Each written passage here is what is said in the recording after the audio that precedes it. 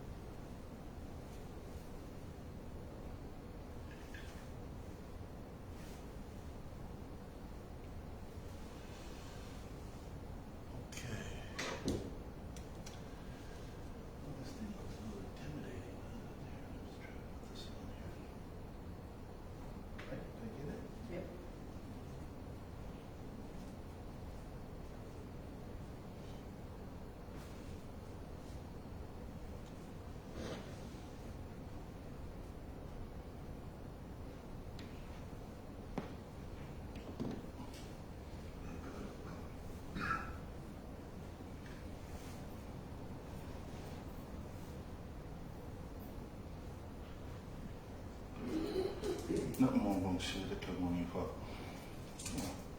Alright.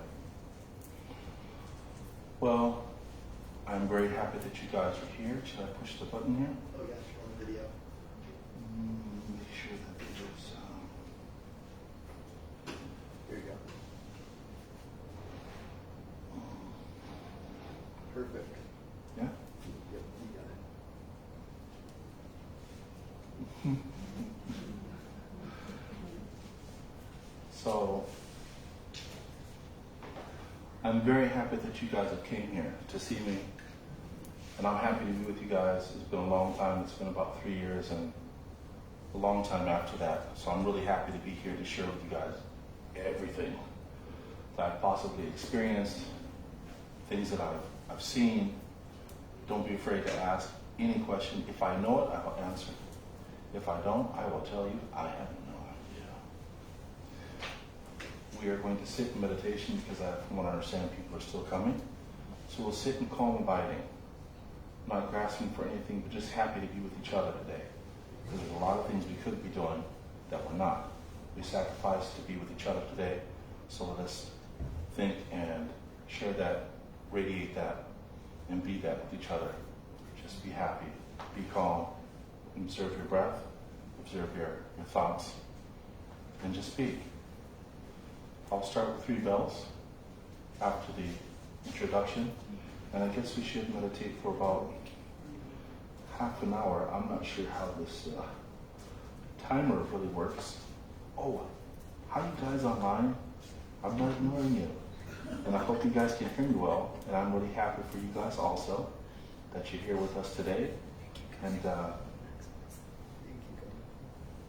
And I'm happy to be with you guys here again. I'm not sure if there was, I was here I think about 3 years ago, maybe about 3 years ago. And if I'm unfamiliar with your face, please, I apologize. Yeah. So, brother, do you know how to do the timer? Actually, we don't actually use the timer. Oh, you We don't? just stop whenever the Okay, minute sure. goes by. Okay, wonderful. Everybody online, I hope you guys can see me here. We'll start up with tradition, which is the blessings for the Buddha, the 3 bells, and then we'll start. Is everybody okay with that? Okay. Namo Bangsu Tekka Monipa. Namo Bangsu Tekka Monipa. Namo Bangsu Tekka Monipa. We give honor and homage to the rightly guided Buddha or Buddha, the Bodhisattva, the Arahant. They're rightly guided, and we want to bring that into our space and radiate that with each other. And with that being said, we'll go ahead and start the 3 bells.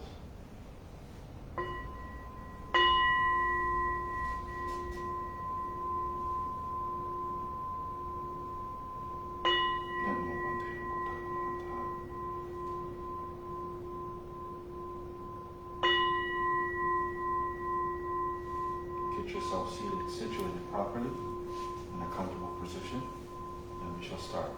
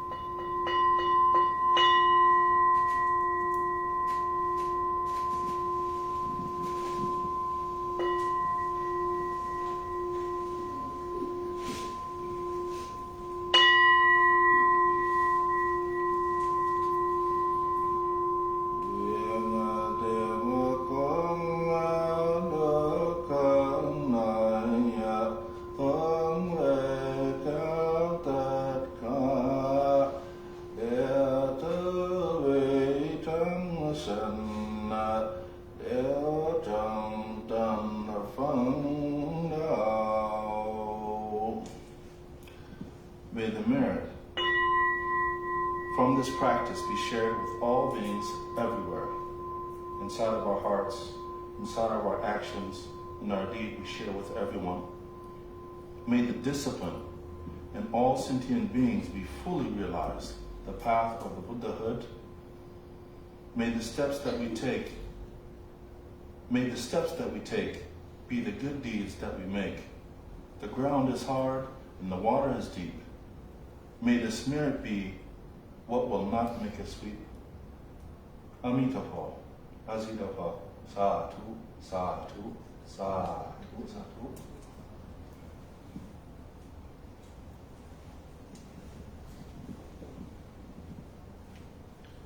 Greetings and a very warm welcome to this weekend retreat.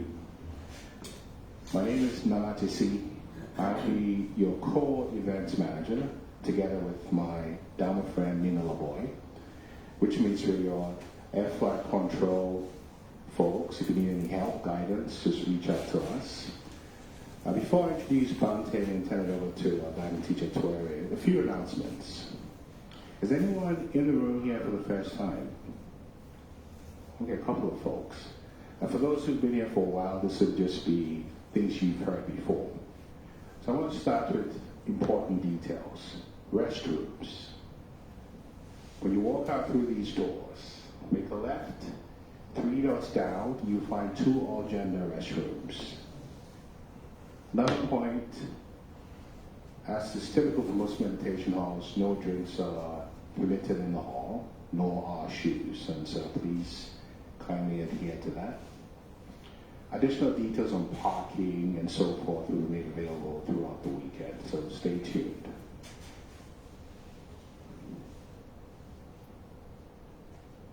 Now a little bit about Bhante Panya. Bhante's journey began in the inner cities of America. It took him through Arabia, through Africa, and Asia. And for 18 years, he studied and taught as both a Sunni and a Shia Muslim student before adopting the Bodhisattva path. He is the first foreigner and first Aboriginal American to be ordained at Angkor Wat, a significant site in Khmer Buddhist tradition. This unique event was recorded in photos and videos, and he spent 7 years in Thailand practicing meditation and developing his monastic training with the Dharmayut order. Later he traveled to Taiwan, where he formally took up the Bodhisattva vows, committing to a life dedicated to service and spiritual development, committing to a life of boundless service and spiritual liberation for all beings. Bhante Pana. Now I'm going to turn it over to our guidance teacher, Toire, for additional comments to get us on the right foot. Toire. Thank you, Nana. Bhante, so glad you're here. It's auspicious when you have a monastic come and practice with you. For us as lay practitioners, being able to practice in the sort of a community with the monastic is quite an auspicious thing. So we're very grateful that you're here and you're here to share with us. This is a Friday night, and we're going to have an all-day Saturday and all-day Sunday event. It's timely with the urgency of now to help us kind of learn how to be with all of this and with the strength of the Dhamma. So I just thank you all for being here. Welcome you online, and hope we have trust we'll have a wonderful weekend. I'm just going to fix this little Sure. thing here.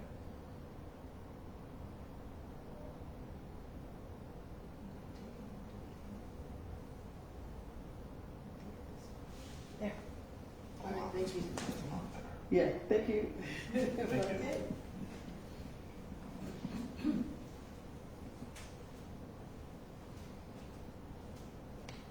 Namo Bhagavate Gautam. Once again, I'm really happy and thankful that you guys gave me a space to share my experience and the things that I've learned with you all. I'm definitely not a scholar nor a meditation master, but I'm the master of my own experiences and on karma that I make and the things that I've seen and saw. And today I'd like to give that an opportunity to share with you, and we can have questions and answers. And I hope that it's something that is going to benefit us in our practice, change our karma, change our footsteps that we take now, and help us clean up what is going on outside as well as inside, so we can get a better response from the things that we really want to see in this life and in hereafter. Amita Flow. The topic for today lecture is talking about urgency. Urgency in applying the Dharma. Urgency in understanding what it really means to actually have and be on this path. Not just to say that we are affiliated with a Dharma teaching, but what does it mean to actually have it? And the reason why I actually even came up with this, or even this topic, a couple of weeks ago,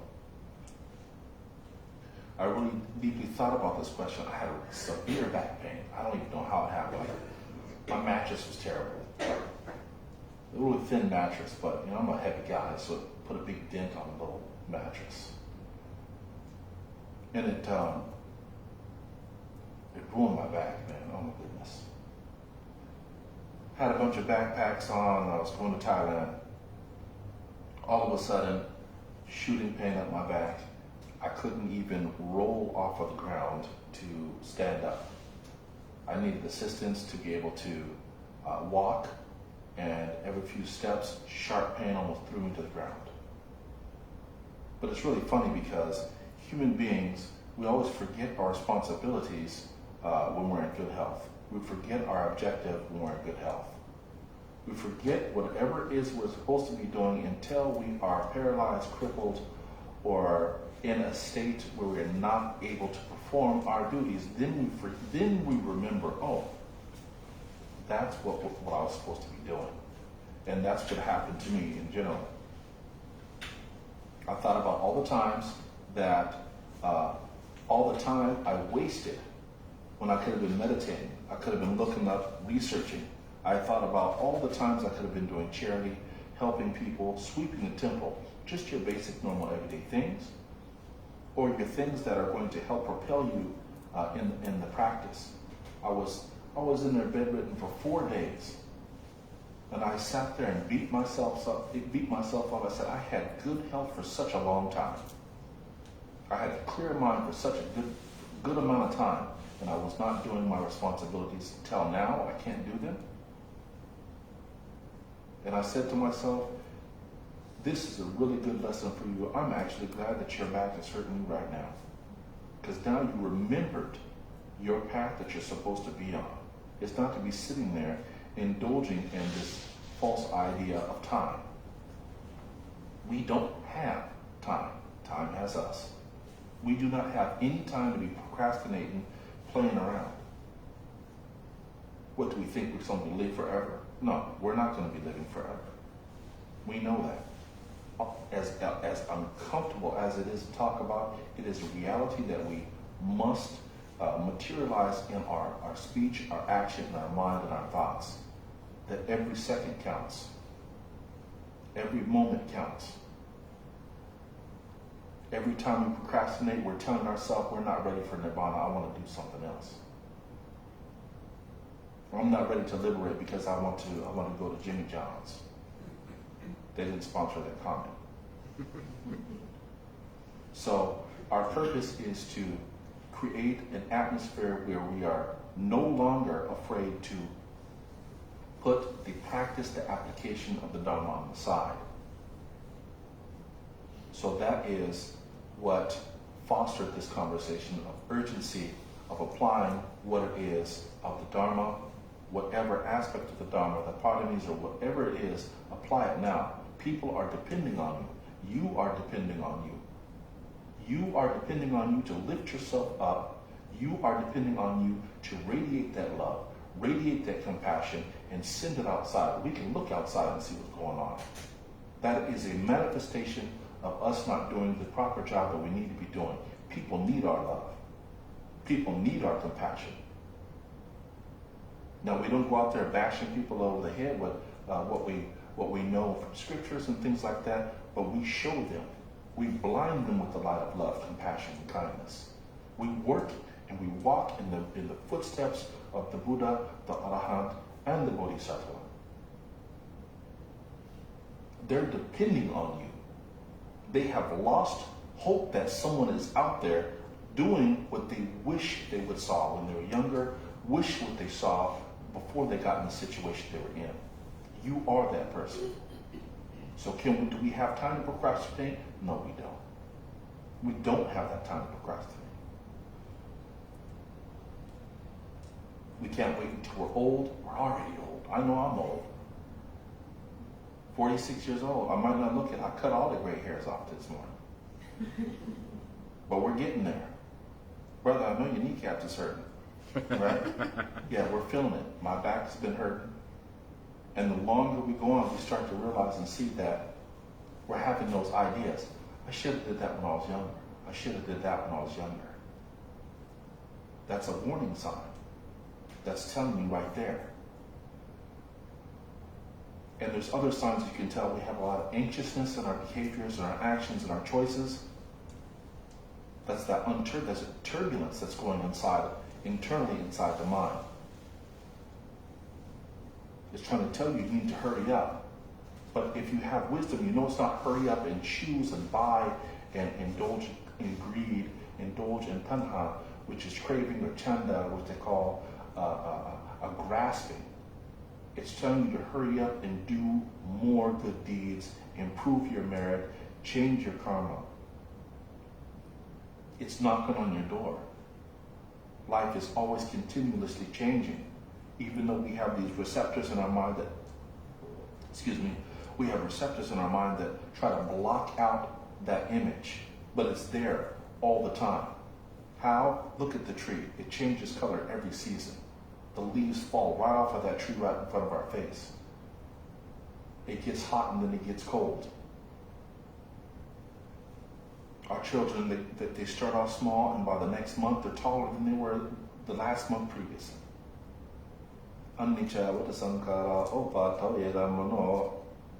It's telling you that change is part of the system that we're on right now. The Dhamma is always changing. It is always developing, so must you. We must let go of these ideas that we are going to be here and we're just comfortable. It's not working. We can't be complacent about what's going on. Don't be shy to love a person verbally, or at least in your heart, or radiate the love that you have. Don't be shy for that. Don't feel bad because you have love in your heart. We're all here today because we have love for the Dhamma. We have love for the Buddha. We have love for the Sangha, the Bodhisattva. In this room is enough people to change this whole town, and I'm not joking. I mean that by every piece of my heart. There's enough wisdom in here. There's enough effort in here. There's enough youth, and there's enough compassion in here to change the whole entire city, and I mean that. If the Buddha himself can change an entire country by himself, from an old empire of Brahmanism, and change it into the system of the Sasana Buddha, which is the Buddha Sasana, the Dhamma, the way of the Buddha. Look at us in here, and we have the Buddha deep buried inside of our hearts. Look how many people we have in here. We could have been outside doing anything we want. We came here today to share with each other, to show each other our support for the Dhamma and for the Sangha. That's something to be proud of. That is something to be amazed of. We are the chosen few. We are the chosen few. With all of our background, Islamic, Judaic, Abrahamic faith, Christianity, and whatever faith we came from, we're all here today. And some of us, if we're not even Buddhists, it doesn't matter. We came here because we wanted to hear something that radiated with the truth that we are familiar with. That's something to be happy about. We sat here and meditated in quiet and spread all the love with each other. We don't even know, a lot of us don't even know each other's names. It didn't matter. That's wonderful. And I'm very proud of us for being here for that. There is a verse inside of the Dhammapada, the Aniputara Nikaya, don't wait for old age. Don't wait for old age. I will not neglectfully, thinking I am still young, aging, sickness, and death come without warning. I realized that real quick. Sickness can come without warning. All I did was pick up my backpack and put it down, and boom, my back was done.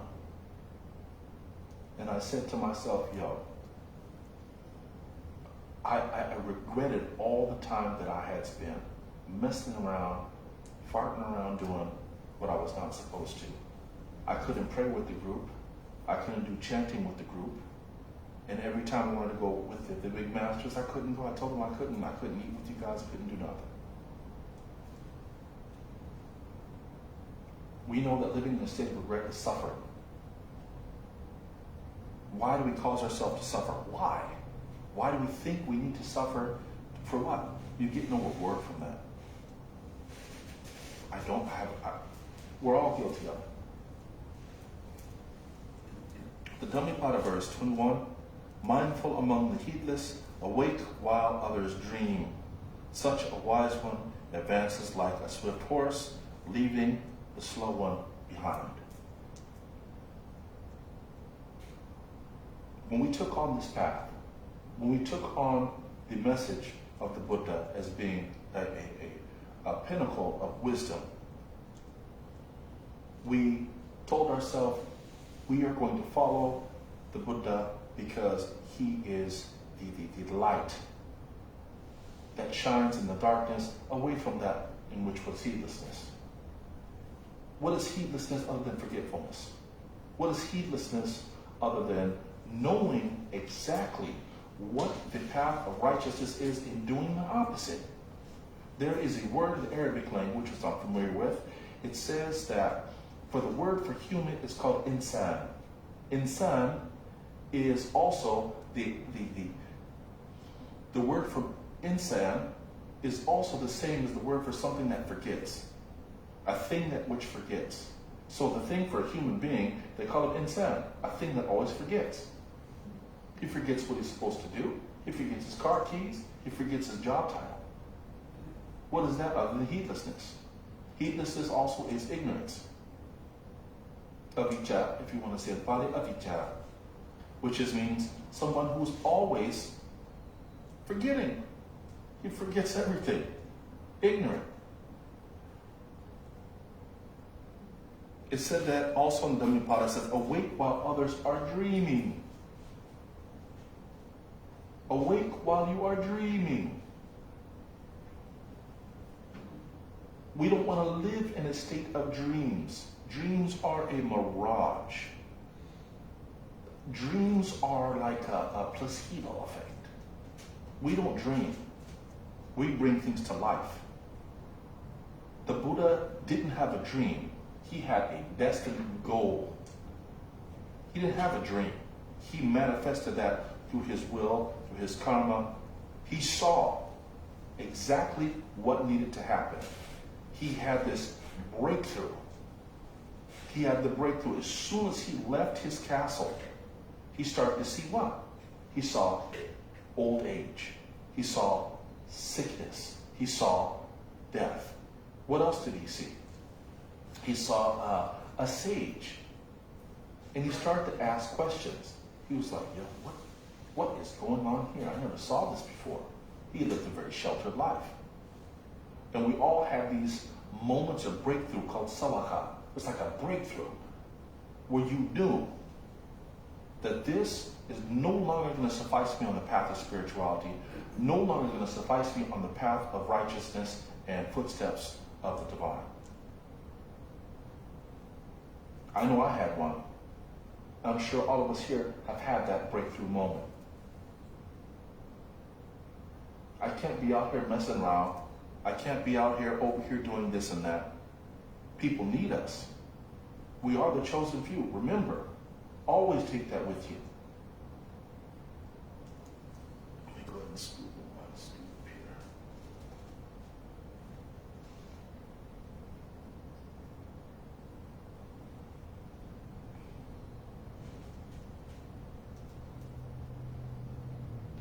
For some of us that are more familiar with Abrahamic scriptures, there's also something from, let's see, the Bible. We have James 4:14. Yet you do not know what tomorrow will bring. What is your life? For you are the mist that appears for a little time and then vanishes. If that doesn't agree with the Dharma, I don't know what does. Remember, it's not about the title, it's about the message. It's not about the title, it's about the message. We are here for a short time and then things vanish, it disappears. Everything that we have shall disappear. Our skin, our nails, our bones, our ideas, everything. Our beads, our robes, our clothes. But what's going to last you is our good deeds. Our positive karma, that stays. It's like planting a fruit. You might not see it to the end of the tree, but you know it's going to be giving fruit, and that one shall bear more fruit, bear more fruit, bear more fruit. That's what we want to do. It's not about quantity more than it is about quality of your message, quality of your behavior, quality of your speech, quality of your thought. That is the most important thing that we can give you, your actions, your speech, and your action, speech, and your thought. Give it freely and don't hold back.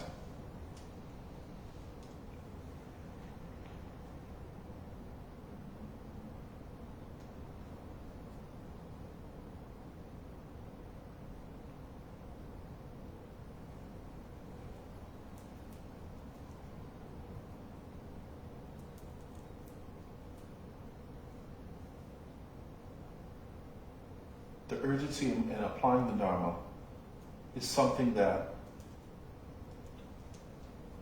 a lot of people are not even aware is real.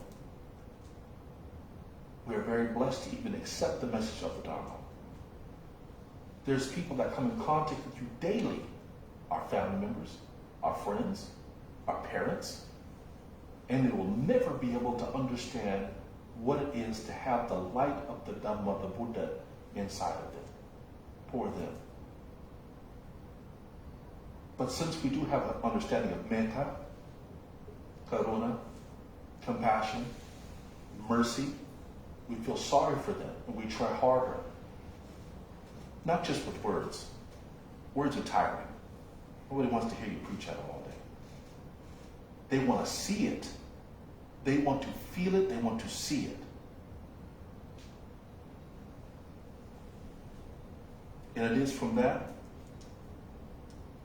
we should have a lot of compassion, that people next to us should be the first people to bask in the glowing warmth of your Dharma, of your Buddha, your Buddhicitta, your sadhana. Sadhana, I guess you could say, is like faith, but stronger than the word faith.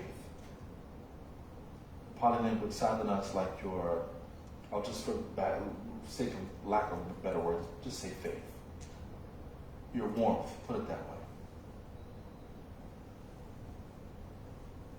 Ways to obtain strength in your practice, to make you stronger in your application of that warm light, is not only inside yourself, but your surroundings. Your surroundings are important. Your surroundings are extremely important. They call them Kalyana Metta, which is your Dharma companion, a beautiful friend, a noble companion. And according to the school of Mahayana, it doesn't mean just a physical person. It could mean your animal, pets, a tree, even a vicious person can be covertly your Kalyanametta, because it makes you realize the path to enlightenment, the path to liberation. To be thankful that you are not on the wrong path, screaming and fighting and kicking. It makes you realize, I'm thankful I have the Buddha that tells me how to go forward. It took me a while to understand that. It really did. Young kid, hanging out in Asia, didn't know much about Buddhism in the beginning. So I had a lot of ego, maybe I still do. But I did know that there was a monk. He was very difficult with me. I catch an attitude with him quick, and he did with me. But I realized at the end of the day, he was training me how to deal with my ego, how to deal with my attitude. He was checking me the whole time, but I didn't know. Back to the subject of the Kalyanametta, or friendship with a companion, that is important. It is, the emphasis here would be personal ethics, which we call sila. Your sila is like your, you would say, moral fortitude, or you could say your virtue. Always choose from yourself and from your friends someone who has virtue, good virtue, they're moral, they have good moral virtue, wholesome. They're not always trying to invite you into what is going to lead you off the path, lead you to your own destruction, and then talk about you when you do.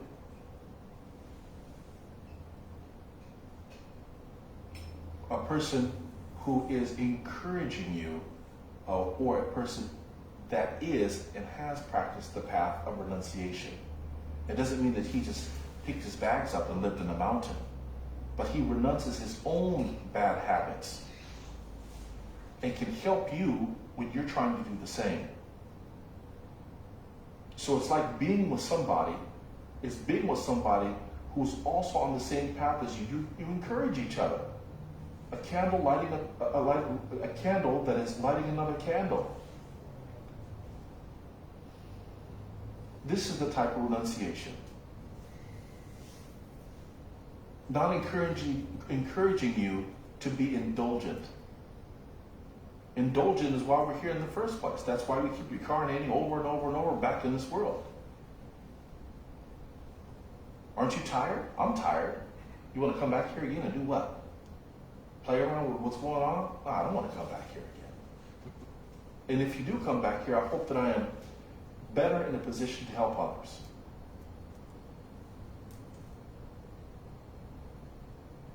The next emphasis about the Kalyanametta is deep listening and encouragement toward Nibbana.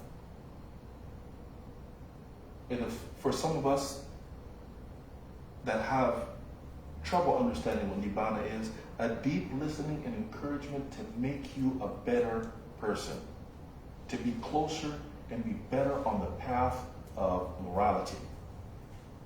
There's nothing better than having a friend who supports you, that is going to help you be better at being better. Sometimes we push that person away because our desires are too strong. Our tanya, our cravings, our wants are way too strong. But your good friend, your pet, your tree, or whatever it is that you like to be on, that gives and replenishes you, is going to tell you why you should dump that idea. One of your best friends that you maybe not even think about, it should be your peace and tranquility. That should be your best friend. Your peace and tranquility. Is what I am doing at the present moment worth sacrificing for 10, 15, 20 minutes, 1 hour of pleasure that fleets and leaves you broken? Compare your peace. Compare it. Look at your peace. I feel happy. This is my sanctuary. Nothing is coming to attack me. Nothing is coming to want anything from me except for me to grow in love and compassion. Do I want to let that go? So I can go argue with my spouse? Do I want to let that go so I can go chase the ticket warden that gave me a ticket for my car? It happened the other day. I went to get some food and they gave me a ticket. Oh, I thought I had that under control. It didn't. They got me.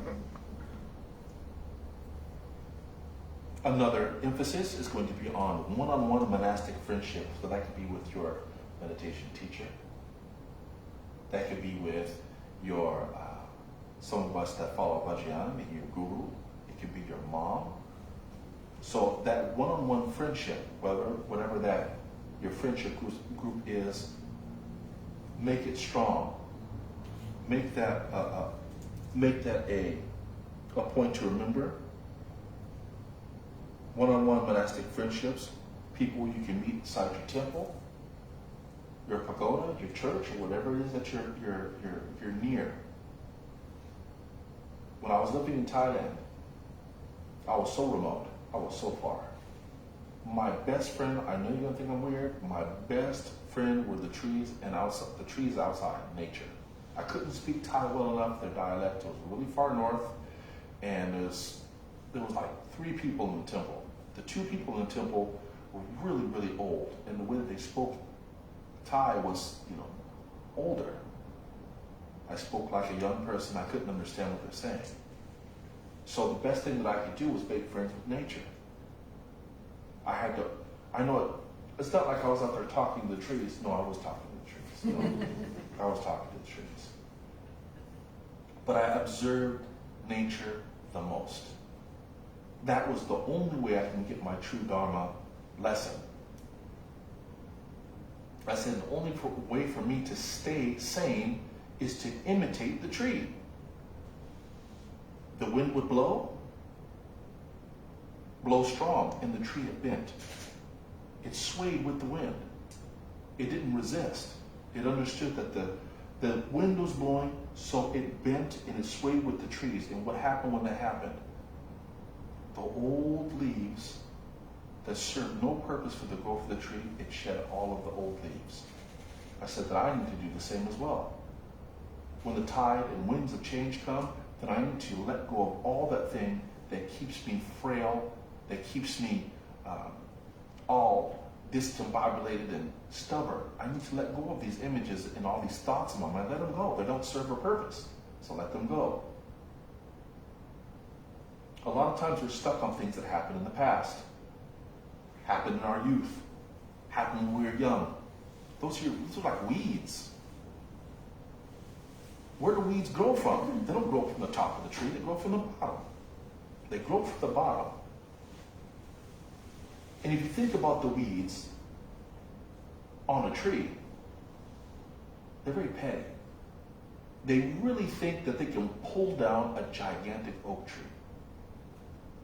They grow at the bottom, and their idea is to pull the tree down to get to the sun. That is such a minor, insignificant thing. Do you think that the tree cares about that? No, it doesn't. But a lot of the times we place ourselves, we forget we are the oak tree, we are not the weed. The tree's sole purpose is to get as close to the sun, close to enlightenment as possible. That is who we are. We get as close as we can to enlightenment, regardless of how many weeds are at our feet pulling us down. You have to look at them and laugh. Do you think I'm going to sacrifice my Dharma for you just so you can pull me down? I don't even notice you're there, because it's more important for me to focus on going straight to the light than it is to focus on the darkness and the shadow of where you come from.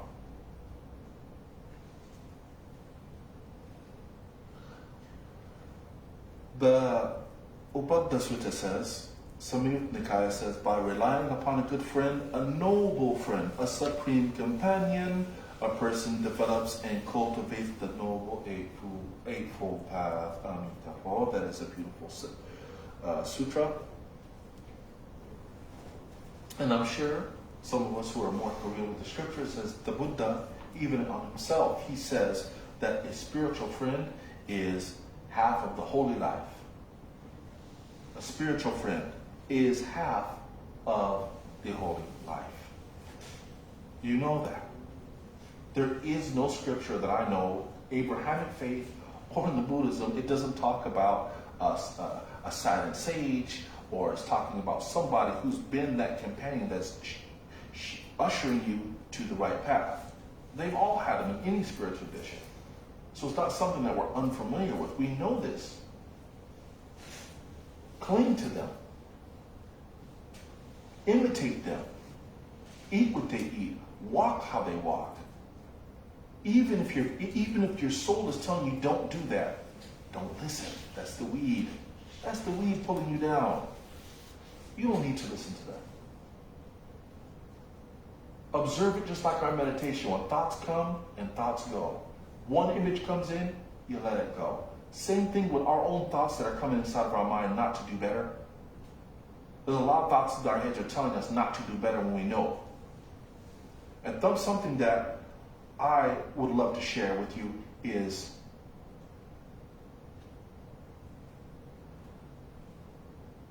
there is choices that we have to make in our life. And we know about making choices between good and bad. That's clear. That's not that difficult. The problem comes when you're making a choice between what is good and what is better. What is bad and what is worse. That's the difficult part of the practice. We know between good and bad. What about what is good and better? That is so difficult. You're comfortable. You're doing something good already. Why change it? Well, this is going to be better for you. But I already have something good. So then you have to start looking about clinging and our attachments and fear to do better. Why we think we don't need better than what we're doing. Making a choice between what is bad and what is worse. I'm already in a bad situation. How can it get any worse? Those are also another thing that we don't really realize. And they're very hard to make, those choices. We continue up here, so.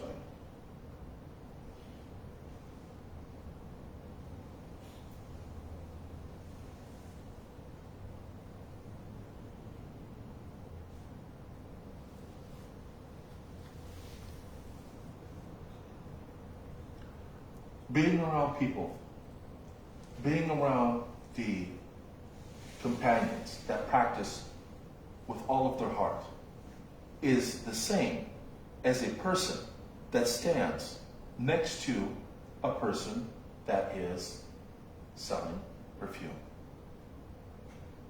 A person who diligently practices, who is observing mindfulness, observing the moral fortitude or virtue, or doing the right thing, is like standing next to a person that sells beautiful fragrance.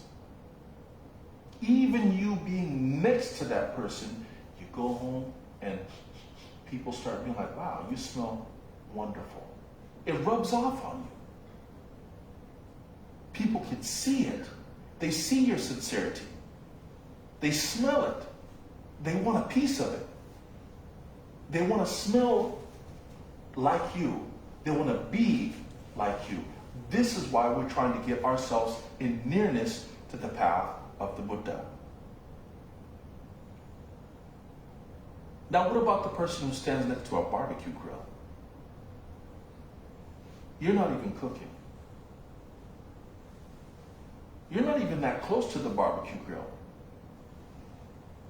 But guess what? We all know you've been there. You smell it.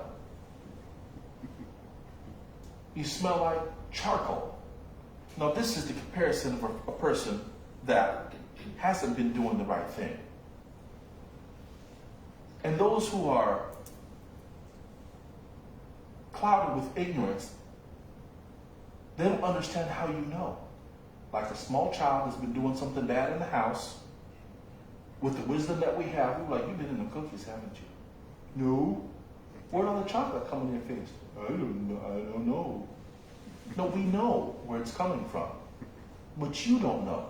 Because you were clouded in what we said before, avijja, ignorance or heedlessness, to understand that we know.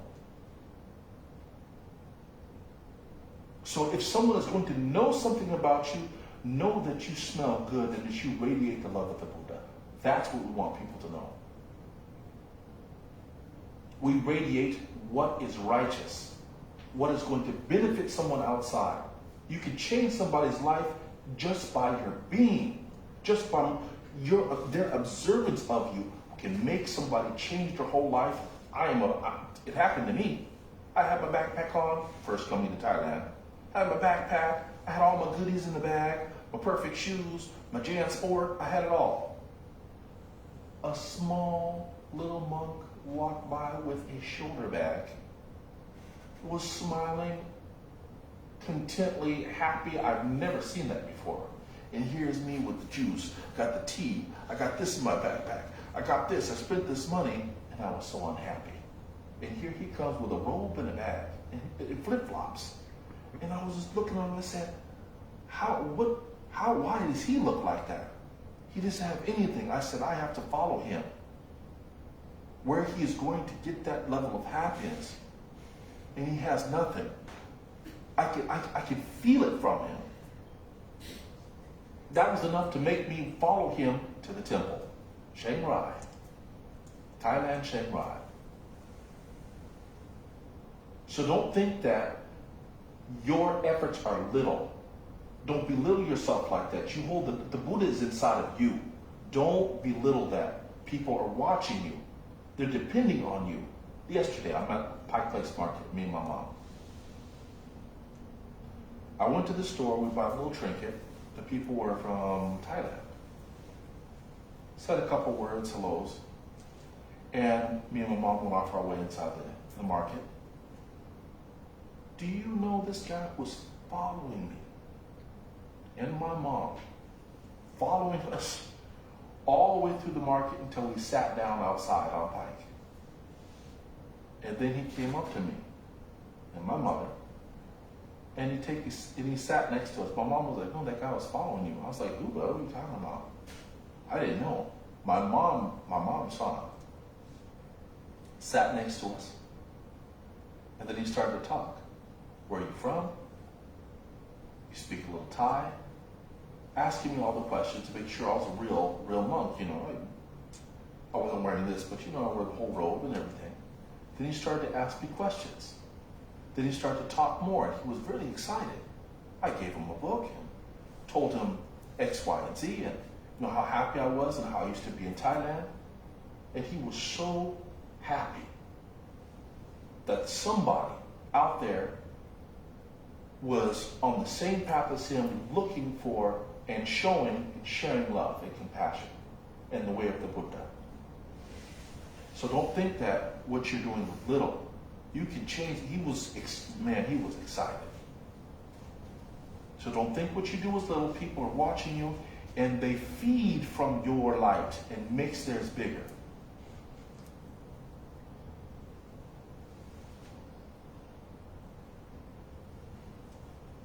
And for some of us who are from an Islamic background, there is something in the traditions of the Islamic background from Imam Ja'far al-Sadiq. He says, the one who sits with the righteous is enlightened, while the one who sits with the wicked is consumed in darkness. Remember, it is not about the title, it is about the message. Not the title it comes from. It is about the message.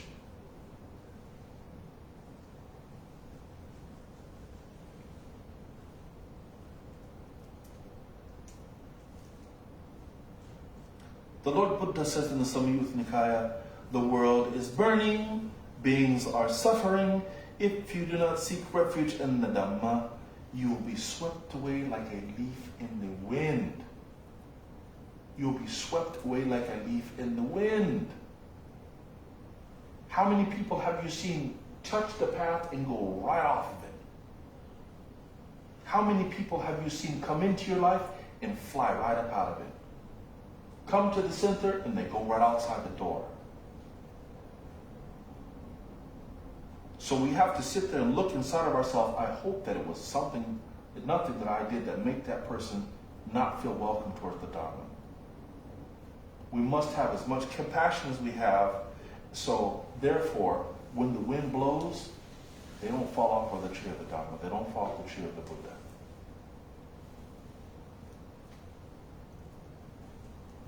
And with that being said, that is the end of today's lecture. The points are urgency to be the fountain of youth and prosperity for ourselves and others. If there's anything that I have said that goes against the Buddha, the Dharma, the Sangha, the Bodhisattva, or the Arahant, drop everything I said. Go back to the scriptures, go back to the masters of meditation, or those who are known scholars. Drop everything I've said and go follow them.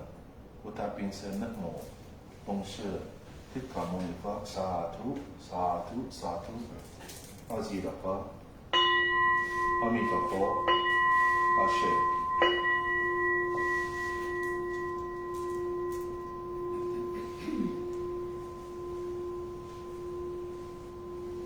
I guess we can take this moment for question and answer. If I have the answer for you, I would share as much as possible. Just questions about anything, and you can share. I'd love to learn and talk to you guys about, just get to know each other. I'm really happy that you guys are here. Does anybody online also have any questions? I don't know how to work this thing. I'll need to follow.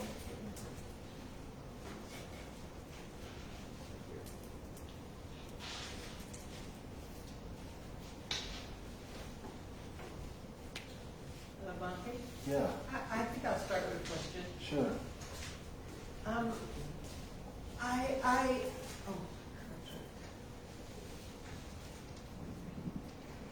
So I too have a sense of urgency that I feel around, and I'm always struck by how to hold that sense of urgency as a lay practitioner, where I have all this other stuff, like you were talking about with responsibilities. I have all these responsibilities that actually go, that are not necessarily just, I mean, it's my practice is there, but I just wonder, how do you balance the Dhamma and the urgency of Dhamma and the urgency of just the many things that we have to do in lay life?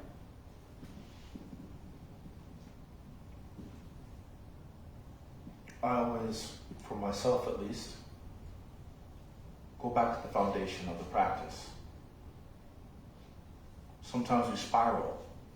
Our ambitions are so much, we forget about how close it is to the reality of the foundation of our practice, especially for the laity. No lying, no killing, no stealing, no sexual misconduct, or mind-altering intoxicants. Those are the 5 things that we should be circling around.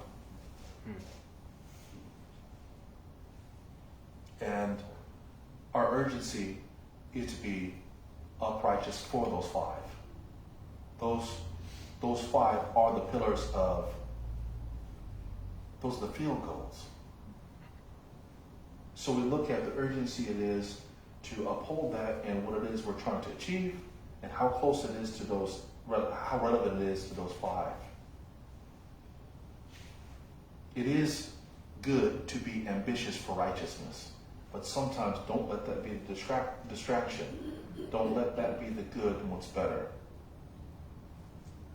That's where that problem comes, is choosing what's good and what's better. That's one of the things. So it is always go back into the self with your mindfulness, your training, your practice, meditation walking, whatever it is art, it's your painting, something that builds for you calmness, so you can have that calm thought and choice that is going to be around the five precepts. Is that what you're? Okay, just checking. Brother, did you have a question? I was saying, Yeah. thank you for the response. I I need need a a question. I mean, I can come up with one. I meant a question. Sure. Say something, anything, you share We it. have to push the mics, turn it back on. At the side here. I can only talk from my own experience, Yeah. which is one of the qualities of the Buddhas. And what I can say is that for me, what's emerging is that sometimes in my delusion is a deeper longing for the path. And so things that maybe 2 years ago I would beat myself up. Why are you thinking that? Why did you say that mean thing? Or why did you push? If I, with mindfulness, just am aware of the action without the critic, I can actually look deeper and see the longing that's moving me closer, onward, leading to the path. Same in meditation. When I was just sitting, I'm sleepy, and 2 years ago, which is a metaphor for sometimes. It's like, well, you're asleep, wake up, straighten up. Now it's more of a softer watching the critic. Yeah.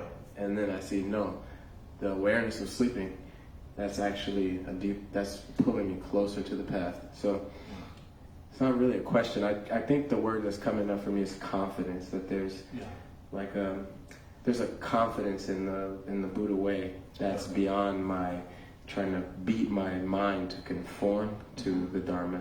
And I'm curious what you take away from that.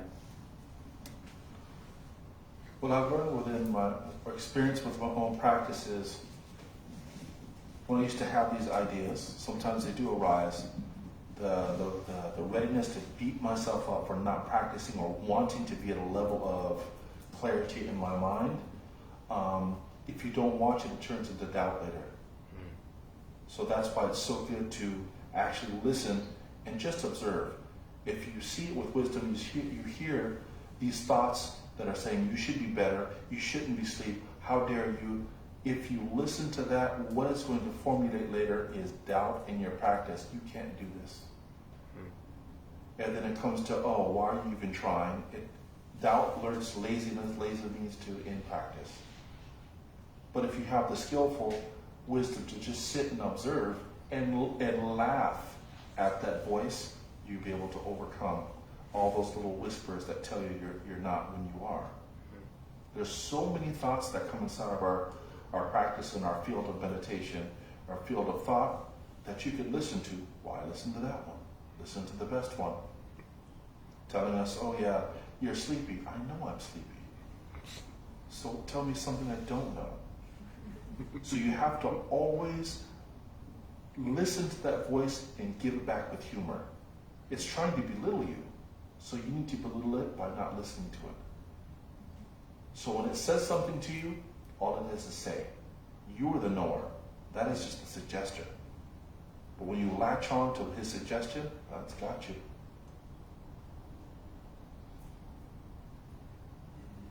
I used to get real mad in the forest because there was nobody there.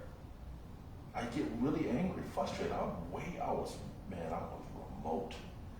A little too remote, to be honest with you. It was a little way too far. I learned a good lesson. It taught me how to calm down. That voice. It was, you got your practice down. You got your chanting down. You're cleaning the temple already. So what is there to do? You've already practiced, right? So it used to come in between when I'm practicing, and in between it's time to clean. It's those little spaces in between where it attacks you hard. So you have to learn to focus on your breath and your breathing and just abiding in calmness. Because these voices don't come when you meditate, you learn how to push it away. When you're sweeping the temple out, it doesn't come, then you're busy. But in between those areas is when it really becomes loud. You have to learn how to use calm abiding just to be in that present moment of I'm breathing, I'm okay.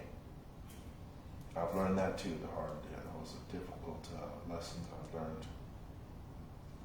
I didn't ask if anybody online, does anybody online have a question? Or was it, I forgot? Yes, thank you, Bante. We have Samira online. Hi, Samira. Hi. Hi. Hello. Thank you so much for offering your teaching this evening. Boy, golly, I took a lot out of this. So I have a comment and a question. Sure.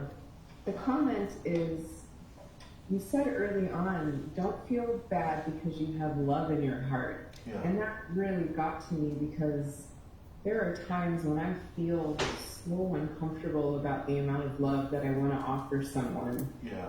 Because I'm afraid that they're not going to accept it or it won't be reciprocated. And I'm like, why am I doing this if X, Y, and Z is not going to happen in return? And then I'm like, well, what's the point in doing it if I'm expecting something in return? And hearing you say that, I was like, you know what? Yeah. I'm just going to be loving. And if someone doesn't like it, okay, I'm still going to do it. So thank you for saying that. Thank you. Yeah.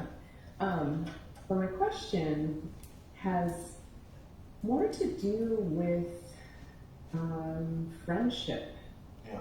And, connecting with, human beings and non-human beings, whether it be a pet or the trees. But I'm at a very strange space in my development, not only just because I'm beginning to move more seriously into this path, but also just I'm re-examining the relationships that I have in my life, and I'm starting to ask myself, are the people that I am in contact with, are the places that I'm going and the experiences that I'm having, are they actually supporting me in this new phase of my development? And when it comes to people, I'm starting to see that there are certain things that I'm noticing within these relationships that are leaving me feeling drained and unfulfilled and unsatisfied, and like they're pushing me out of the context of the path of the Buddha, of the Dharma. And you said something about connecting with the trees. Yeah. And I have always found a lot of peace in nature, and I've sadly moved away from that. But I need to find a way to develop more friendships, not just with humans, but just with my whole environment. And I'm not quite sure how to go about it right now. So what would you have to say? Sounds like you're anxiously attached. You have anxious attachment. Yeah, primarily. But because of your anxious attachment, it's going to help you study to become more securely attached. Mm-hmm. I'm anxious. I'm a very anxious attachment. Previously avoidant, became anxious. And because of the practice of Buddhism, it helps me become securely attached. And I use that wisdom to spread it out amongst all my peers. If you want to have a better friendship, go sit underneath your favorite tree and start to find out what of your friends has the same qualities of the tree that you love the most. Go inside the park, sit amongst the flowers. I know it sounds all foo-foo, whatever word they use, but it's real. Yeah. Go smell the trees. Go smell those flowers. What fragrance attracts you the most? And go look at your friends and you find out what amongst the fragrances that they are acting on, what fragrance that they are perpetuating with their thought, their speech, and action resembles that flower that you like the most. The Buddha went and sat underneath the tree. He didn't go to the city. He didn't go to Westlake. He didn't go sit in. He went underneath a tree. That's the biggest metaphor that we can use for our life and how we need to acquire our friendship. And love is important. But this is just not foolish love. This is love based on wisdom. This is love based on being hurt and transforming that into a powerful lesson on how to recognize true love from false love. Mm. I'm your friend. We're all in here together. There's a lot of people here. Exchange numbers. You don't have to be here. We don't have to hold hands every single day. But there's no problem with a friendly call, a check-in. I think that is very important. Exchange numbers and say hi to each other. You guys want to go for a walk in the park? Does anybody want to have a coffee? It's okay to have feelings, but just to understand that I have these feelings, they're impermanent. But sometimes you need to nudge somebody on the shoulder. Hey, do you want to go for a walk on the pier together? I'm happy. Can I share some happiness with you? And then you can establish a better and more meaningful friendship base. My stuff is there. I'm only going to be here for some time, but I'm willing to, connect with you. I hope that I have something to share. Sadhu. I think there was another question online. Was there another question online also? Oh, I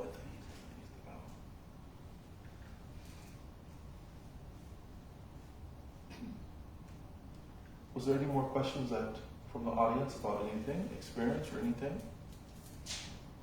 When you said you went so far out and you thought it was too far, could you tell us a little bit about what that was like? I think about tigers and you're in the. Oh yeah. I was just saying. I was trying to be informal.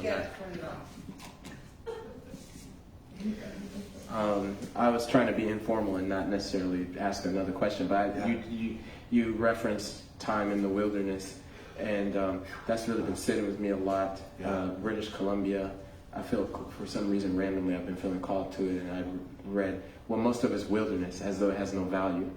Right? That's how the news was talking about it. But anyway, it's I'm really curious about your experience in the wilderness. Were you by yourself? Were you afraid at night? Were there tigers? How did all that come together?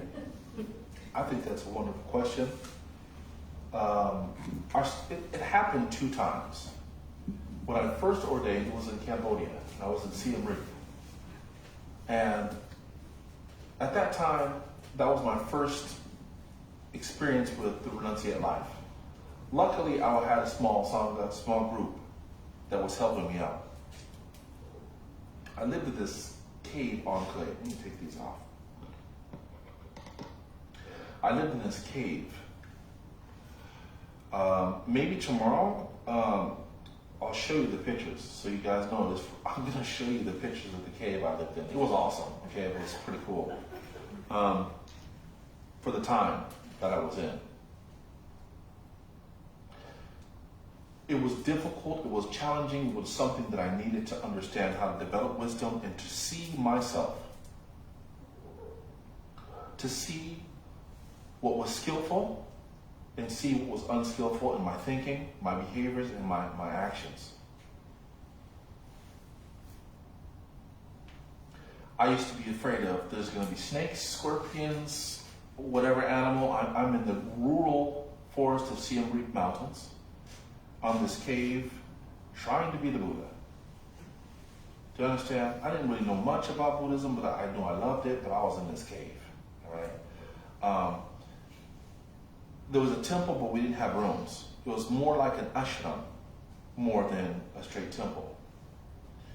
We all had to find places, tents, or wherever we could find to sleep. It wasn't that many monks. It was a master and maybe about like 5 or 6 others, so we all lived outside. And I had to come to the truth that there was nothing coming to attack me. There was nothing looking for me. There was nothing inherently out there trying to eat or destroy me. I am the most fierce animal in the forest, the human being. I slash, I burn, I destroy, I hunt, I kill, I chop down. I'm the one I'm supposed to be looking for.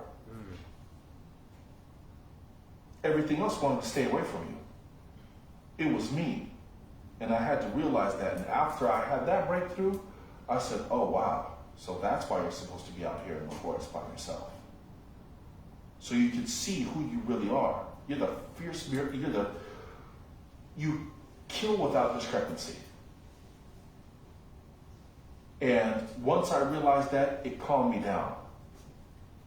Number 2, I went through the biggest storm in my life, and Siem Reap was a monsoon season. I was stuck in this little tent in the cave. There's no light, there was no electricity. We had to use generators. But that was only in the ashram. I'm way over here in the cave. So when it was dark outside, it was pitch black. You can't see your hand in front of your face. But you can hear those trees falling. You can hear them right next to you. Trees are falling over. You can hear the water, flash floods coming from the top of the mountain. You can hear them. You could see flashes of light in all the trees moving when the lightning flashed. Then you start to know your place in reality. You know your place in the... Then you know what your place is. You're nothing. All your math that you know, all the certificates that you have, all of the shoes that you wore, all the clothes, it means nothing. What does a falling tree in a storm sound like? It sounds like a tree. Do you know what I mean? You don't hear it. It sounds like a moving tree. You don't know when a tree is coming to fall on you. You won't know unless it falls on you. And they were falling everywhere. So I started to realize the importance of being humble, the importance of having mindfulness, because the only thing that you're surviving, making you run out the tent and get yourself in trouble is having calm mind. You start to think that if I don't calm down, my wild thoughts are going to make it worse. You're thinking, this is coming to attack you, the lightning is going to hit you, the boulder is going to fall down off the mountain. You make yourself worry about all these crazy ideas. There's ghosts that are coming to attack you. You make up a lot of stuff in your mind. So being in the forest, my suggestion that being in the forest is understanding what is your role for being there. What is your job? You're supposed to be sitting there and seeing who you really are on the inside, and it'll show you. You'll start to regurgitate all the stuff they're polluting your mind from liberating. The next day, no more storm. And I just sat there and I opened up the tent and looked at all the chaos around. Just all what you swept is all, there's trees all over the ground. All the bugs start to come up out of the earth, all the ants, all the scorpions. And you just say to yourself, nothing happened to me last night. You start to feel thankful. And all the things that you have done, all the time you stepped and walked on the ground, killing all the animals and killing all the insects, they didn't come to retaliate you, swarm your tent. So there's all these little reflections that you'll have.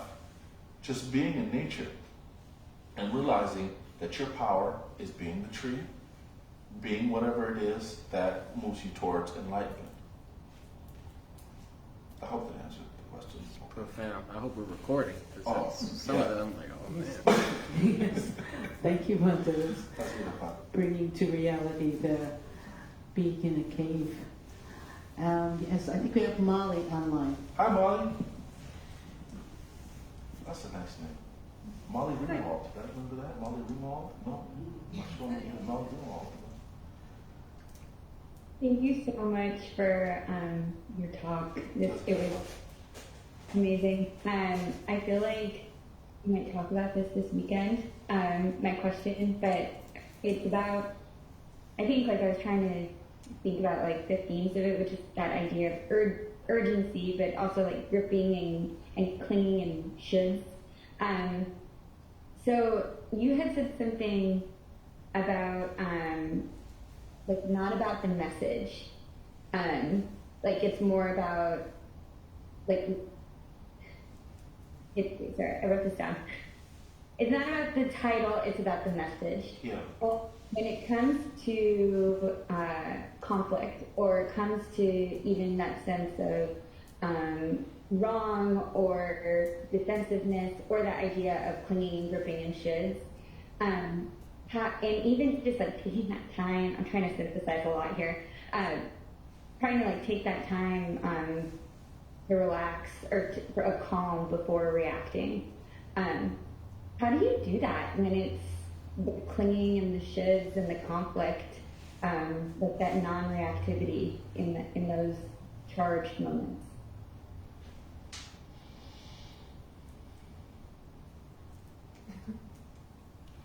It's not really easy. It's hard to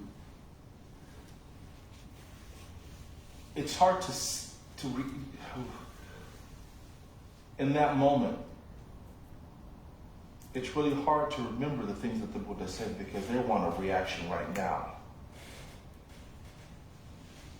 But remember that the Buddha reacted 3 ways. He gave a long response, lengthy response, or he gave a short, succinct response, or he didn't respond at all. You're not compelled to react off of someone's disgruntled nature, anger, or resentment. You're not forced to react. You don't have to. There's nothing forcing you to. Or if you have to, answer quick and succinct, or give them a long sermon. Give them a sermon. By the time the sermon is over, they don't even want to talk to you no more. And remember, a lot of times people come and attack you. It is not personal. They want to vent and throw their baggage on top of you. You are not a garbage. You are not a garbage. What is the word now? Garbage man? Can we still say that? Garbage personnel? I don't know. Sanitation. Waste man. Yeah, I'm a little slow when it comes to that, guys. I'm so sorry. I don't know what to say. Waste management. Yeah. You are not a waste management worker. So it is improper for you to be taking people's garbage and throwing it on your back and carrying it. That's not your job. Remember, laugh in your heart and have a poker face, but just laugh in your heart. They're seeing if you are willing to take their garbage so they can be happy at your expense. Is that me? So therefore, you choose according to how the Buddha would have handled that situation. Parents, your children. Lord, I used to be a school bus driver. Ooh, oh man. That was difficult. You trying to drive down I-90, you got like 30 kids screaming and fighting on the bus. Yeah, you learn how to develop a lot of calm abiding, just breathing, because that would work on your nerves. So I hope that even though it's a small message, it goes really deep for you.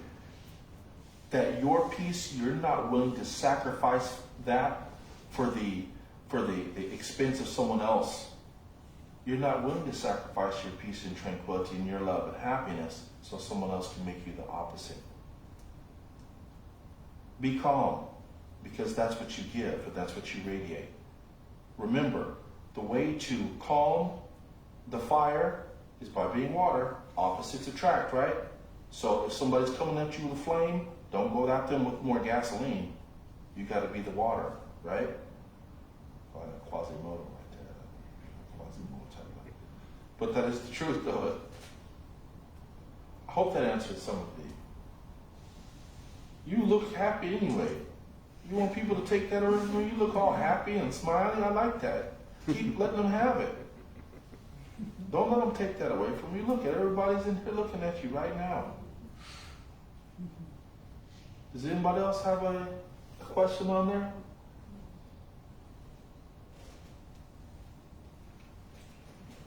have a question, Bante. Sure. Yes. In practicing, we've been going into the Eightfold Path and really working on, wise intention and wise view. I've found at times I've fallen into regret. And you mentioned that. Can you talk a little bit more about that? Regret comes from one of the 5 hindrances of the practitioner, which is regret goes kind of in line with doubt. They partner with doubt. So the 5 hindrances of the meditator or the practitioner is, I don't know, I hope I'm not seeing them out of order. I don't know if they have a specific order, but sloth and torpor, laziness, greed and anger, aversion, wanting things to be the way they are not, or not accepting things for what they are. You would have laziness, or you would have doubts. Those are the 5 hindrances of the practitioner. So regret is one of those things that go along with doubt. I should have did this, I should have did that. Why didn't I do that? So you don't want to listen to that voice. It's gone. That's all attached to something that's in the past. It has nothing to do with the present moment or the present future. It all has something to do with something that's behind. There is no regret right now. You're doing it. You're living it. You're doing it at the moment. So what is to regret? That's just a voice that comes from somewhere else. One of those voices that need to be swiped left.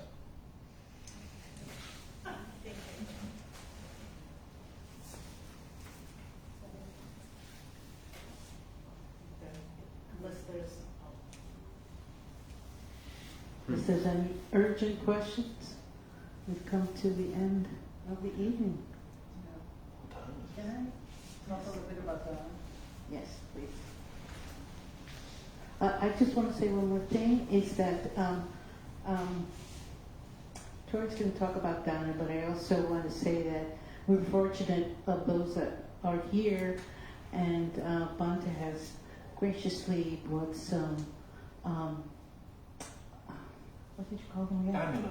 Amulets Buddha and cards, and some Buddha amulets that are here to help with Dharma. So, thank you. And books. Yeah, books I wrote. So, did you leave how Dharma is offered to you, or how people actually offer Dharma to you? What the hell have I done? I just opened up a nonprofit organization. I'm still working on the paperwork for that. But if you did want to have Donna, there's a Venmo. It goes to my personal account because the nonprofit is still in the process. It takes for a long time to open up the stuff. So I'll give you the Venmo, or I guess. Is it asked? Yeah, There's your basket. I think there's a basket out there. Those are 2 of the books that are written, 2 of the 4. 2 are still being edited. They're in 2 languages, Vietnamese and English. And they talk about Dharma poems that I used to write to help me calm myself down in the forest. And there's Buddha amulets, some Buddha cards, and printed. What we did at the temple is we take the old style ink and print pictures of the sutras and Buddhas on the paper that maybe you could use for your house. I will stamp it with my stamp outside, so therefore I'll share a little piece of myself with you. We use that as something that brings us closer together. I hope that you guys benefit from anything that's out there, and I'm really happy again to be with you guys, and thank you guys for coming. It really means a lot to me. Thank you. Yeah, We're very clear here at Seattle Insight that the teachings are freely offered, and so we do offer dana. Dana is the Pali word for generosity, and we show our appreciation by supporting teachers and practitioners that come and share the Dharma with us. And so there's a link on the line. I think that link there is for the Venmo, and then we have it here. Is Gisley? Is that the yes? Okay, good. And so it's online, and then otherwise you can offer Donna in the basket. And so we really want to support you so that you can continue your teaching. Thank you. Thank you so much for being here. Thank you. Nana, do you have anything to prepare us for tomorrow, or? Thank you, Tori. Well, for all intents and purposes, we'll be starting at 9 sharp tomorrow. And so looking forward to being with you. And there'll be additional announcements on parking and logistics, as well as the Venmo information out there as well tomorrow. So looking forward to being with you again, and it's a wonderful weekend of powerful Dharma. Yeah. Yeah. So on Saturday, we can use the lot, Yes, gold lots. that's correct. Sundays. Sundays, yes, Yeah. yes. And we'll make sure all the details are for tomorrow with alternate parking locations as well. Any questions? Thank you. Thank you. Bante, is your Venmo name Bante? I think I may have found it. I could drop that also in the chat. Yeah. Yeah? Okay, great. So for folks online, both links are on the chat now for Seattle Insight and for the Venmo for Bante. Thank you so much. Have a nice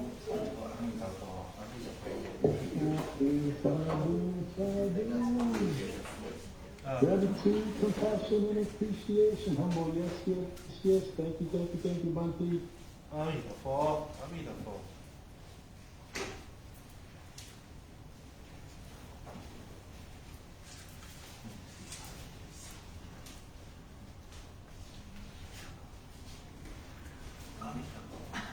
Thank you for how directly you speak Oh, thank you. of yourself Oh, and your own experience. Thank you. Thank you. Thank you so much for coming. I love your cat. You're so pretty. It's so pretty. This is beautiful. So it's been with me for 40 years It now. looks well on you. 40 years. Very beautiful. Nice color. Very nice.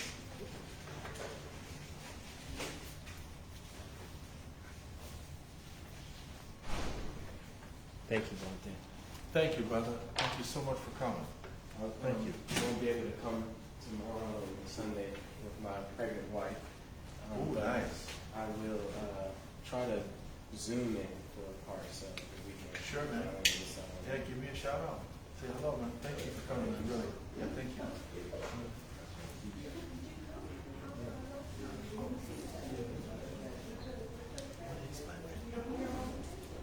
I probably need a little bit more steadiness before I go into the cave.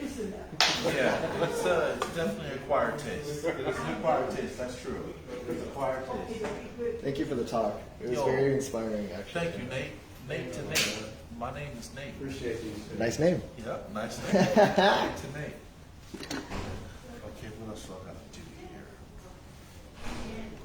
Oh, yeah, yeah. Leave it. I'm gonna get.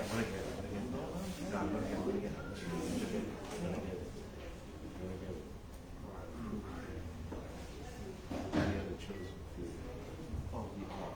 Let me see. What is mine? Yeah, we can text it to us.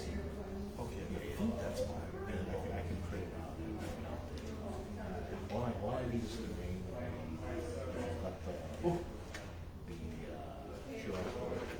Yeah, that's all.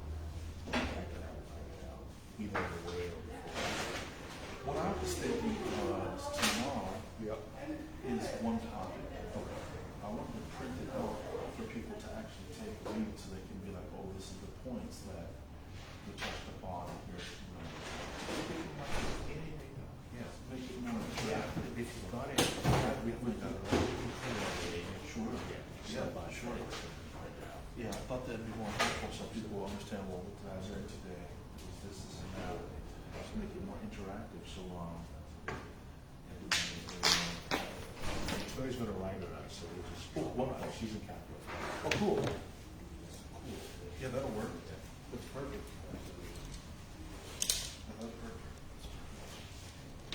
What's up, Nate? Where you live, man? I live in Inner Bay. Oh, that's okay. Wait, not bad. That's gonna be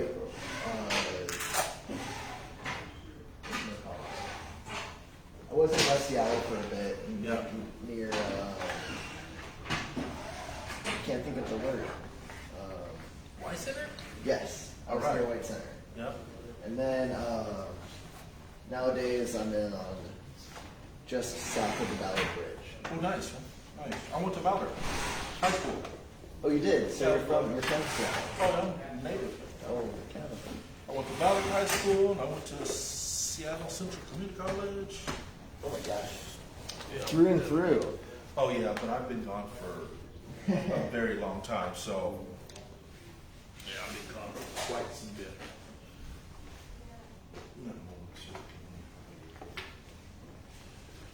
Quite some time.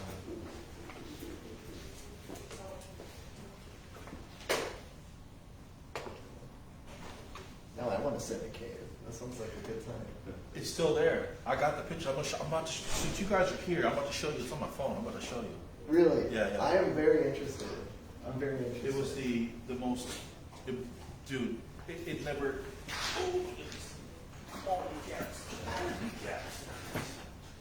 I the believe most it. interesting experience I've had in my life was in that cave. Most enlightening point in my life was living in that cave. But what I didn't say is, it's easier to do when you're young. When you're old, you know, you can't do it. If you can do it for a long time, you're extremely resilient. Because, I mean, there's no running water, no electricity, so that means you have to get those big, huge blue buckets, and you have to keep going back and forth and fill that water up. But you have to do that without being angry that you're doing it. And you don't have anything to treat your water. No. Yeah. You use a piece of cloth to go over top of your water, Yeah. and it's a labor of love. That But- sounds very interesting. I've had a few backpacking experiences. Definitely a labor of love, something that you have to really be dedicated into. Because if not, then, you know, it'll kick you out faster than you come into it. Really, it's I the believe weirdest that. thing I ever. believe Yeah, it. it'll kick you out. If you don't be mindful of what you're doing, it'll throw you right out.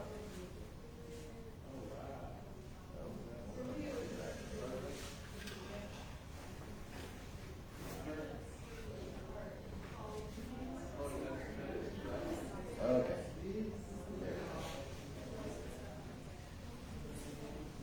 It's an interesting dynamic between being the apex predator, but Ooh. also powerless. Yeah. Yeah, you're the most dangerous thing out there. Yeah. You're the one who wants to. No one, no one, yeah. Bears don't want to mess with you.